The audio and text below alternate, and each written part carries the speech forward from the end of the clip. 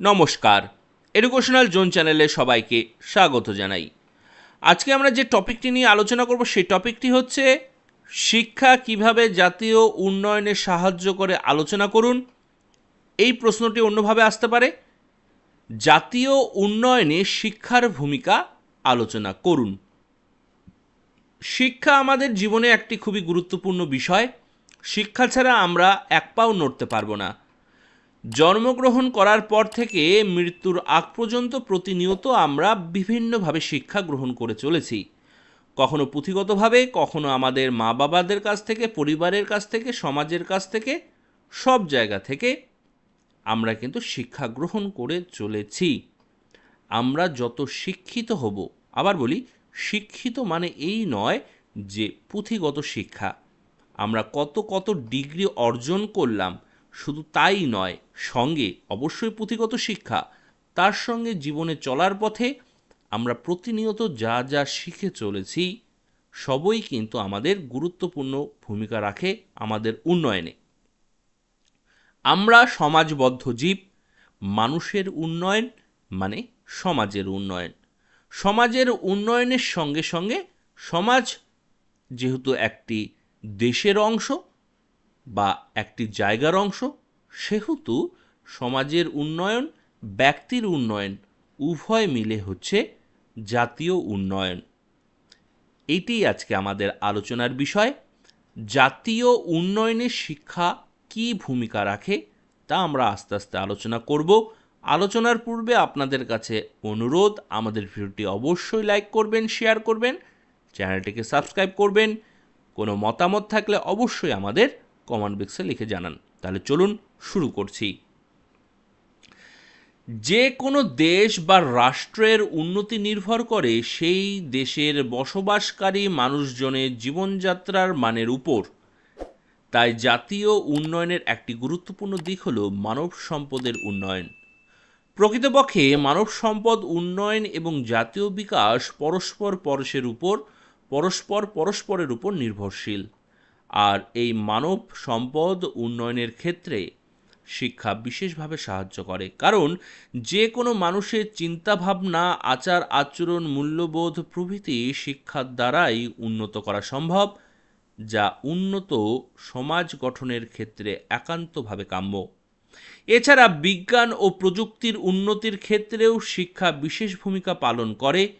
শিক্ষার মাধ্যমেই জাতীয় সংহতি ও আন্তর্জাতিকতাবোধের চেতনা গড়ে ওঠে, যা দেশের অভ্যন্তরীণ শান্তি স্থাপন ও আন্তর্জাতিক লেনদেনের প্রসার ঘটাতে সাহায্য করে। তাই যেসব ক্ষেত্রে শিক্ষাকে কাজে লাগিয়ে জাতীয় উন্নয়ন সম্ভব সেগুলো হলো: নাম্বার, ধর্মীয় বিভেদ দূরীকরণ। প্রত্যেক ধর্মের মানুষ তার নিজের ধর্মের প্রতি আনুগত্য প্রদর্শন করে। এর ফলে কি হচ্ছে, নাগরিকদের মধ্যে বিরোধ সৃষ্টি হওয়ার সম্ভাবনা থেকে যাচ্ছে। শিক্ষার মাধ্যমেই মানুষের এই ধর্মীয় গোঁড়ামিকেই দূর করা সম্ভব এবং সংহতি স্থাপন করা সম্ভব। 2 নাম্বার, অর্থনৈতিক নিরাপত্তা। প্রত্যেক নাগরিক তার জীবন ধারণের জন্য অর্থনৈতিক নিরাপত্তা প্রত্যাশা করে। এই নিরাপত্তা না পেলে মানুষ জাতীয় আদর্শ থেকে বিচ্যুত হয়।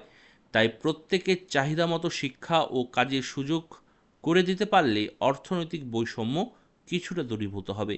আমার পেটের খিদা না মিটলে তখন কোনটা ন্যায় কোনটা অন্যায় সেটা কিন্তু আমার মাথায় থাকবে না।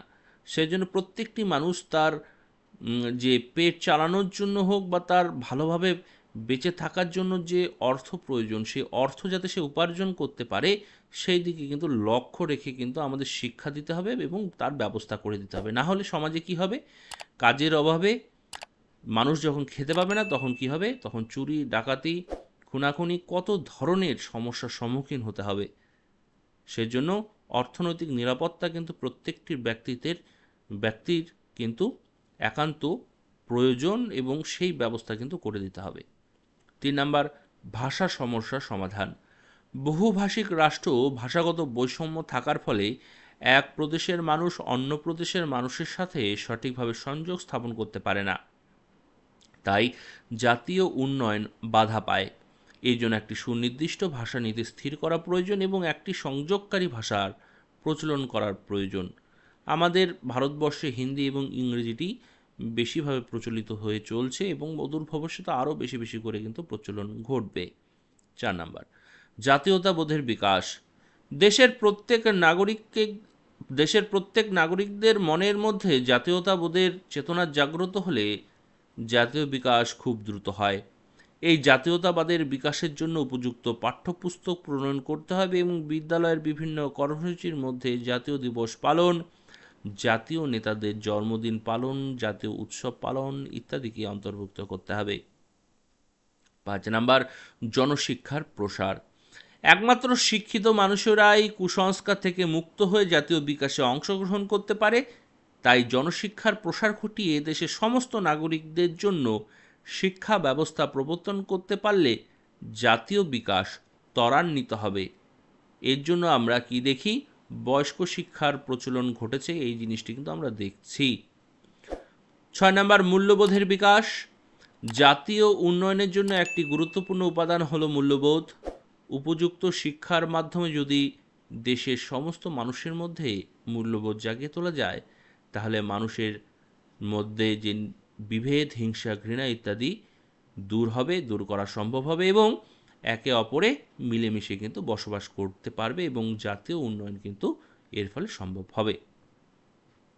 7 নাম্বার, জাতীয় শিক্ষানীতি গঠন। জাতীয় বিকাশের জন্য দেশের সমস্ত স্তরের শিক্ষার মান উন্নয়নের জন্য একটি শিক্ষানীতি প্রস্তুত করা প্রয়োজন। তাই দেশে জাতীয় শিক্ষানীতি প্রস্তুত করে শিক্ষা ব্যবস্থা প্রচলন করা প্রয়োজন। সেজন্য আমরা দেখেছি 2020 সালে নতুন জাতীয় শিক্ষানীতির মাধ্যমে আমাদের কিন্তু ভারতবর্ষের শিক্ষা ব্যবস্থার কিন্তু আমূল পরিবর্তন ঘটানো কিন্তু হয়েছে।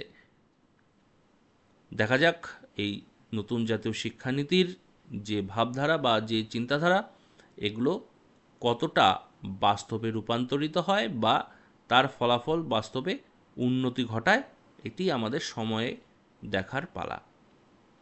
8 নাম্বার, জাতীয় সংহতি ও আন্তর্জাতিকতাবাদের বিকাশ। শিক্ষার মাধ্যমে শিক্ষার্থীদের মনের মধ্যে যদি জাতীয় সংহতি ও আন্তর্জাতিকতাবাদের চেতনা জাগ্রত করা যায়, তবে দেশের অভ্যন্তরীণ নিরাপত্তা ও শান্তি বজায় থাকবে এবং আন্তর্জাতিক লেনদেনের প্রসার ঘটবে। এর ফলে জাতি উন্নয়নের কাজ ত্বরান্বিত হবে। এই ভিডিওটি আমরা এখানে শেষ করছি। সবাই ভালো থাকবেন, সুস্থ থাকবেন। আশা রাখছি ভিডিওটি ভালো লেগেছে।